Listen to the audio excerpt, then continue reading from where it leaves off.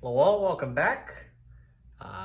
We've had a bit of a development, so we're going to be filming a couple of unexpected things this round. This is the final round of the game, so it is July of 1941. There will be no German turn. There will be no Allied turns, no common turns. So I didn't update for the Americans other than for the advanced artillery that was lend-leased to the Abyssinians, because we're going to do the battle between the Italians and the Abyssinians here. They're going to attack into Eritrea, and then we'll get into victory point conditions. We had breaking news out of the Yalta Conference. Apparently, the Soviets withdrew from any Allied intervention against the Axis, and instead flipped to the Axis powers, or at least what is often referred to as the Unholy Alliance. And as a result, it shook the very foundations of the Allies, and the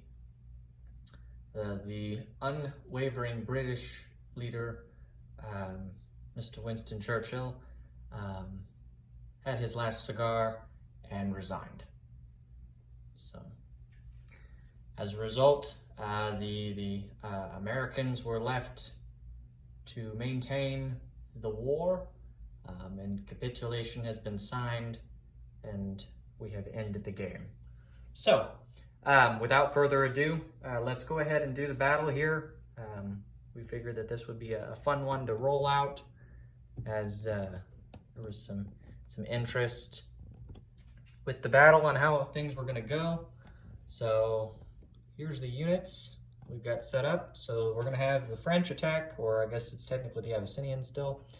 The Abyssinians have 7 regular infantry, to attack into Eritrea, which is desert. So we will reduce them by 1 for the desert. The mountain infantry doesn't, I don't think, take the penalty. He might, but it won't be a big deal. The artillery are going to be reduced by 1 as well. The advanced artillery are reduced by 1. The aircraft do not. So we have all the infantry are paired except for the mountain, which again, I don't think he suffers from the penalty. Since he's a mountain infantry, I think he's immune to it. I could be wrong. It may be that he's only, let me check. It's been a while since I've had to do desert terrain from mountain. I don't know if they're immune to it or not. Let's see.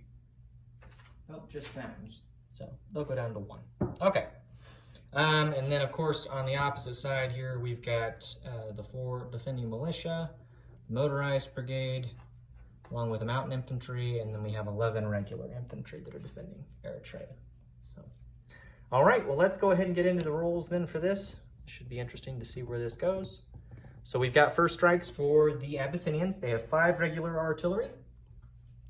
So let's roll their 5 here. So they've got 5 at 2s.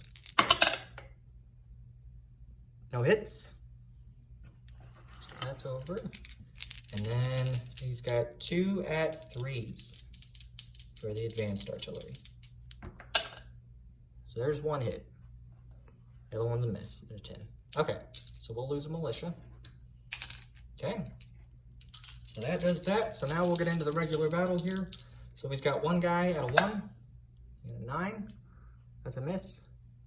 And then he's got 5. Grab 2 more dice over here.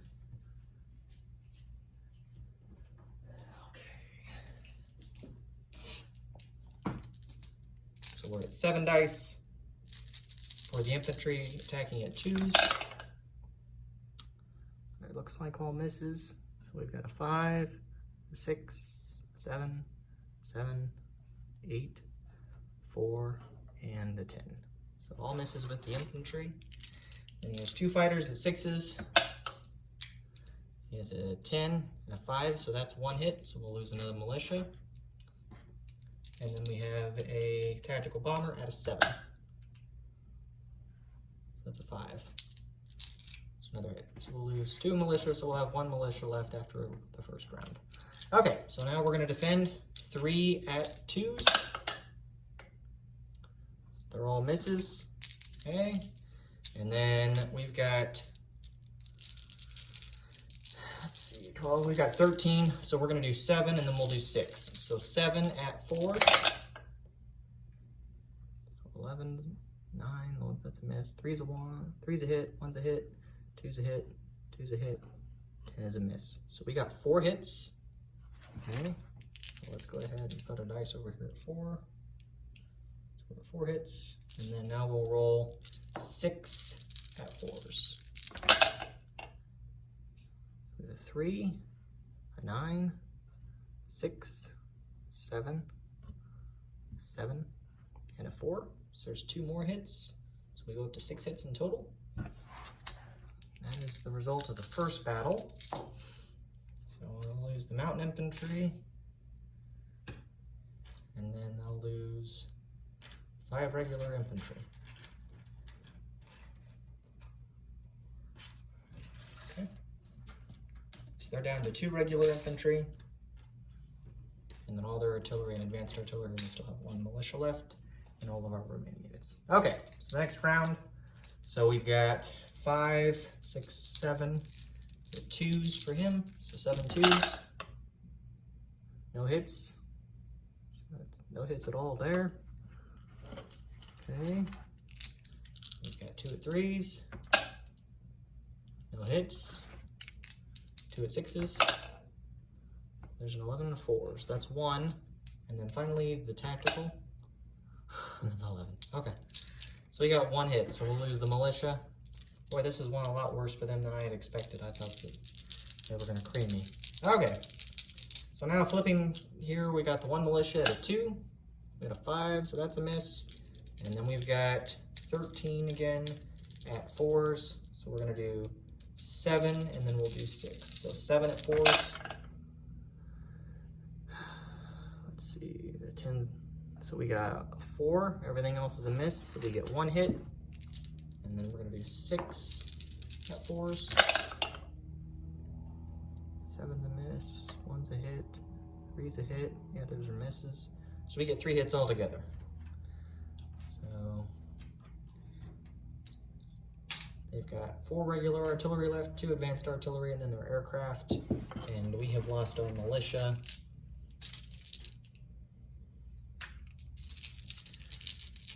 Well, I know that if the Abyssinians were playing it correctly, they probably would have stopped after the first round. But just for kicks, we're going to go ahead and just finish this battle out just to see where things get to. I don't anticipate it to go well for the Abyssinians from here. Okay, so we got 4 at 2s. There's 1. The 3's a miss. Okay, so we'll lose motorized. And they've got 2 at 3s. There's a 2. And 4's a miss. They got 1 hit. So we'll lose the mountain infantry. Right now, we'll lose a regular infantry. Okay, 2 fighters at 6s. 6 and a 7. There's 1 hit, so we'll lose another infantry. Then the tactical is 7. Hey, you got a 7, so that's another hit.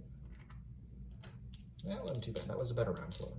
Okay, so now we've got again 6 and 7, so we'll do 7 first. So 7 at 4s. 1, 2, 3, 4.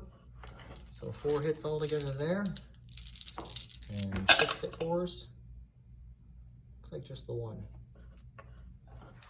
So I think we've got 5 hits all together.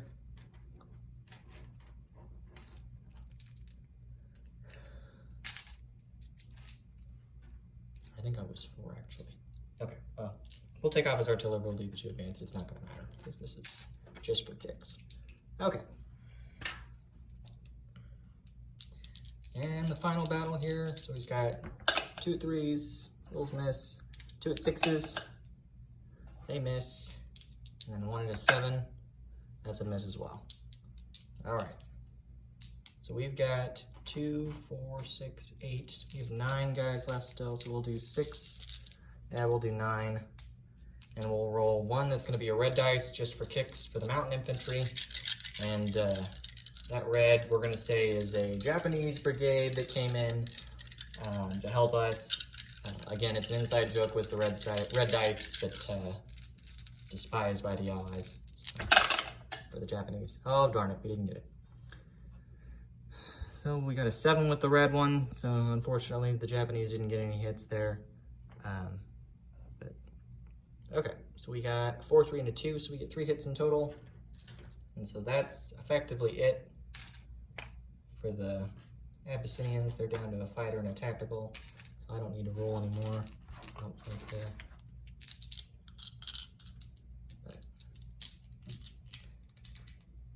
and I need to roll from their dice because they've got their 2 advanced artillery at 3s. So there's 1 hit, so we'll lose a guy.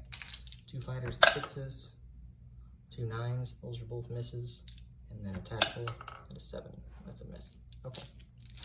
Well, I'm not gonna mess with roll, I guess. Well, might as well. We'll roll the last 2. Okay, so he's got a fighter at 6, so there's 1 hit, and then he's got 1 at a 7, so there's another hit. So 2 hits.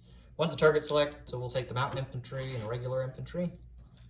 Okay, and we're down to 6 regular infantry, plus the other 2 that are dying, so 8 in total. So 8 at 4s. 1, 2, 3. And that is it. So the battle is over for Eritrea. Again, I don't think that the battle actually would have happened for quite some time, at least until the end of the game. But nevertheless, it did. So, all right.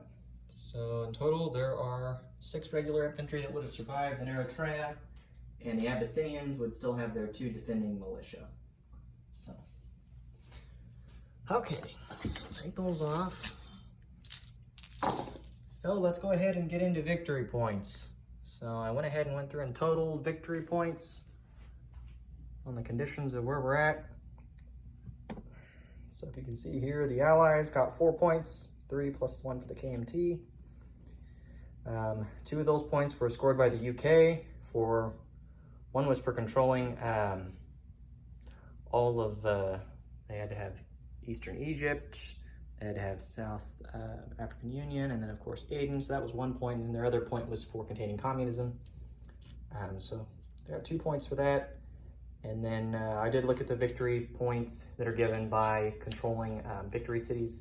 Those are for cities that you capture, not for your capital. I don't believe you get a point for your capital. If not, we'll need to add points for those, but I don't believe, again, like I said, I don't think you get any points for controlling your capital. FEC didn't score anything because they don't have Ceylon or Malaya. Anzac doesn't have anything as they don't have control of Western Australia, and there's at least one surface ship within 2 sea zones. USA only gets 1 point, and that's for the Monroe Doctrine being effective. So that's still in effect. They didn't get any other points otherwise. Weren't quite there with tech. But okay. So that's 4 points for the Allies. Comintern. They had 10 points, so they came in 2nd place. It was a real close game. I think if the game had gone farther, because like I said, it was only July of 1941, I think if it had gone farther, I don't see any reason why the USSR probably wouldn't have won if they played their cards right for the remainder of the game. So yeah, so 10 points for them. They got 8 for territories that they had conquered. And let's get into, I'll show you here what territories that they controlled. So they had all of Finland, which each of the Finnish territories is worth $1. So that's 3 points that they got there. And then they got 1 for controlling Lithuania. So that was 4. And then over here in Iran, they got a point for each of these because they controlled Azerbaijan and southern Iran, so that was another 2, so that puts them at 6.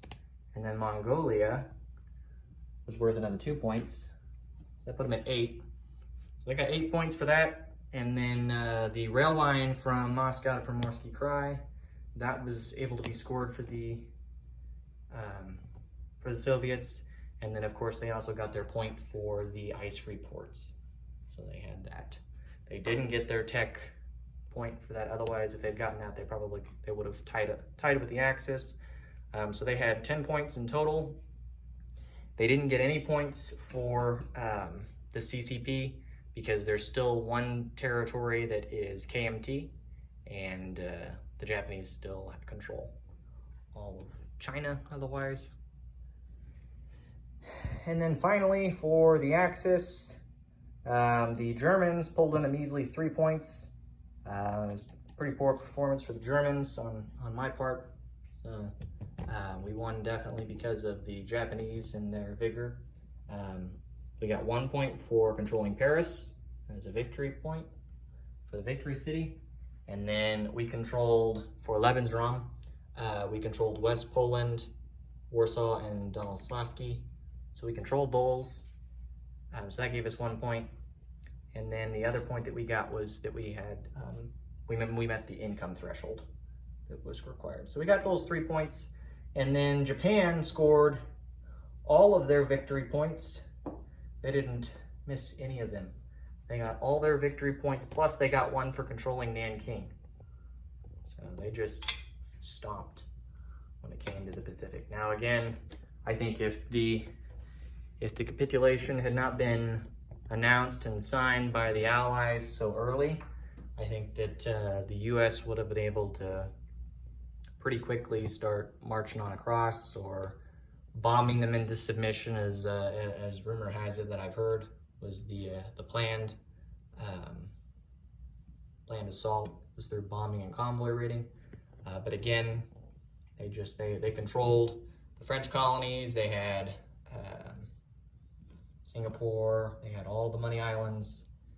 They had the Philippines. They got Nanking, which was a point. Control of their home country still. They had enough of the islands because they had the Mariana Islands, the Caroline Islands, the Marshall Islands, and Midway technically as well. So they got their victory points.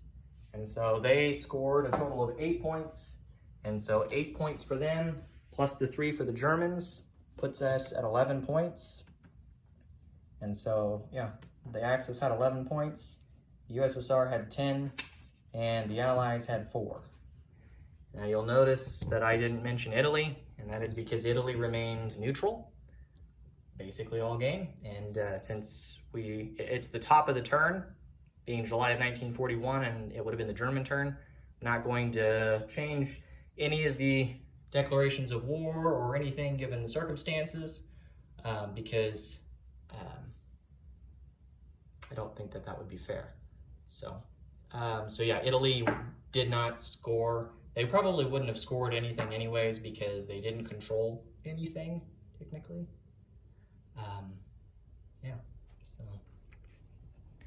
they were pretty well occupied with Eritrea down in the south, and then we kind of messed around over here in Sardinia, so the intent was to keep the British on their toes, and then we ended up having to put all of our income towards Eritrea, and then we lost that transport, and that was just a bad move on my part. So anyways, so yeah, so that's the circumstances. And like I said, there was a conference that was held in Yalta, and it was the Soviets and the Allies, and relations went sour when the Soviets withdrew from working with the Allies and announced that they were signing the Unholy Alliance with the Germans and the Japanese. And as a result, Winston Churchill couldn't bear the brunt of the announcement, and so the British Prime Minister felt that capitulation was the only path forward for the Allies, rather than putting his people through more bloodshed. So yeah, so again, it's an Axis victory, but I wouldn't call it an Axis victory. I would probably call it a two-way tie, because like I said, the Soviets had, I think they had at least $98 or $100 to spend still, and they hadn't spent anything yet. To drop a massive, they could have just done a defensive army and built a bunch of militia and infantry and just held their ground and had a very small attack force with Katyushas and medium armor, and could have pretty well probably maintained their empire. But I'm sure they would have expanded more over here into Iraq and into Turkey, as I know the Soviets had mentioned that they had interest in taking Turkey as well as Iraq. And we had negotiated with the Russians with the agreement to go into India and take Punjab and Maharashtra. So those two territories would have been assaulted by the Soviets. Further expanding to the southeast and establishing the future Soviet Far East Command, as I would expect it would have been called. But anyways, it was a fun game, guys. I appreciate everyone taking the time to play. I know everyone's excited for the new V4 game that came out. So this, I guess, is good timing given that V4 is now officially out. So it's just a matter of everyone getting their maps and the new units ready. Yeah. Looking forward to any future V4 games. Probably take a break for a little bit while we wait for V4 to kind of roll out and get all the rules kind of worked out and the kinks worked out on clarifications, and study some of the new rules. But anyways, I appreciate everyone playing, and sorry that the game ended so early. Appreciate everyone tuning in. I know, like I said, I know that there wasn't as much excitement as we probably would have wanted over here in the German theater, as we kind of played a sitting war with the Soviets and instead had focused on the British. And so the British had lost their entire fleet, and the Italians were set up as a neutral pawn, essentially, for the Germans. And I'm sure that it would have been a couple more turns before the Spanish Civil War would have ended. I can tell you with certainty that the Axis were done lend-leasing to Spain just because it had drug on for so long and didn't seem like it was going to be a winning matter for us. So, but yeah, that concludes Operation Final Countdown. So this is Crooked Leg, and we're here in the Kansas City War Room, signing off tonight, and wishing you all a very happy week, and hope everyone is excited about the upcoming V4 release. So go out, pre-order your maps, get ready. So the next battle's coming your way. So, all right, guys, we'll see you later.